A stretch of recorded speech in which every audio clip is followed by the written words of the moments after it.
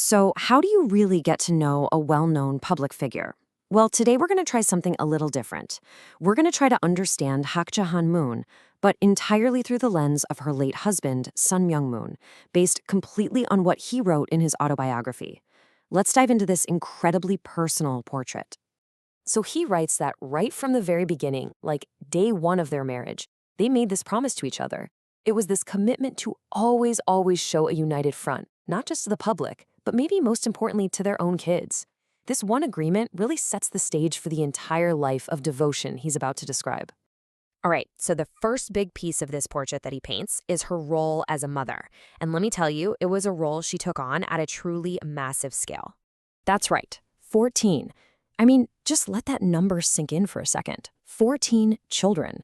It's an absolutely staggering number, and it immediately tells you just how central being a mother was to her life. And we're not talking about just a brief chapter of her life here. He makes it really clear that this was a commitment that stretched out over more than 4 decades, basically a lifetime spent raising their family, and a lot of the time under some pretty extraordinary circumstances. And wow, he really gets into the details of what her life was like. He paints this picture of just immense personal sacrifice, like giving birth all by herself while he was out of the country, stressing about money and whether the kids were getting enough to eat, and even getting on his crazy schedule of sleeping just 2 or 3 hours a night. But the point he comes back to over and over again is that she did all of it without ever, not once, complaining. But her devotion wasn't just for her family. He describes this love she had that just seemed to extend to the entire world. A generosity that started with these small, personal acts and then just grew and grew into a global mission. This next story just perfectly captures her whole philosophy. He writes about how he bought her a diamond ring, which was apparently a really rare gift from him, to thank her for everything she'd been through. But a little while later, he noticed it was gone. And her response, which he quotes here, pretty much says it all. The needs of other people just always came first for her. And that personal philosophy wasn't just something she kept private. He shows how it was formalized into these huge, large-scale philanthropic projects, from relief foundations doing work in Africa, to charity groups in Korea, to a massive international women's NGO. He really credits her with building this incredible global network of service. He also makes a point to contrast her women's organizations with what he saw as the common approach at the time. He claims that instead of creating opposition or conflict, her whole focus was on women working together, empowering each other, and really seeing a healthy family as the absolute cornerstone for world peace.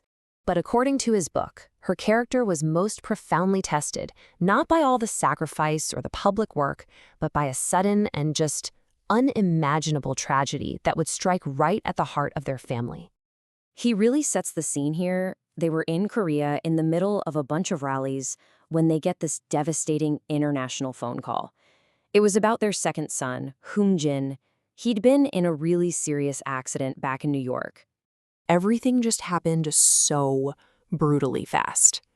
They immediately rushed from Korea to get to his side, but just a few days later, on January 2nd, their 17-year-old son passed away. He adds this detail that just deepens the tragedy, but it also shines a light on this final, heroic act. He writes that the tire marks at the scene showed that his son had intentionally swerved the car, taking the brunt of the collision himself to save the 2 friends who were in the car with him. And this is the moment he presents as the ultimate testament to her strength. He describes the pain as being almost unbearable, but he notes that in that public moment of saying goodbye, she didn't show any tears. Just this quiet, loving gesture, an image of just profound composure in the face of absolute heartbreak. So after walking us through these immense trials, he brings the portrait back to a very intimate, very personal scale. He starts to focus on the quiet, daily acts of care that really defined their relationship over all those decades. The devotion he describes is also found in these really simple things. He proudly states he never once raised his voice to her. He shares that she was his lifelong barber, and he even notes how, when he was an old man, she would cheerfully cut his toenails. Just a simple act of service and love. This quote really just sums up his whole perspective, doesn't it? This wasn't a love that faded away over time. It was a love that, through all the kids and the sacrifices and the unimaginable tragedies, only grew deeper and more precious as the years went by. So, after living through so much, both in the public eye and behind closed doors, what was the wisdom she distilled from it all? Specifically, what was her core advice for other parents who are trying to navigate the challenges of raising kids? And here it is, the final thought he leaves us with, and it's her core message to all parents. It's a belief in patience, in unconditional love, and in the idea that the bond between a parent and child is so powerful it will eventually call them home. It's a message of profound faith and hope, all coming from this portrait of a husband who is clearly deeply in awe of his wife.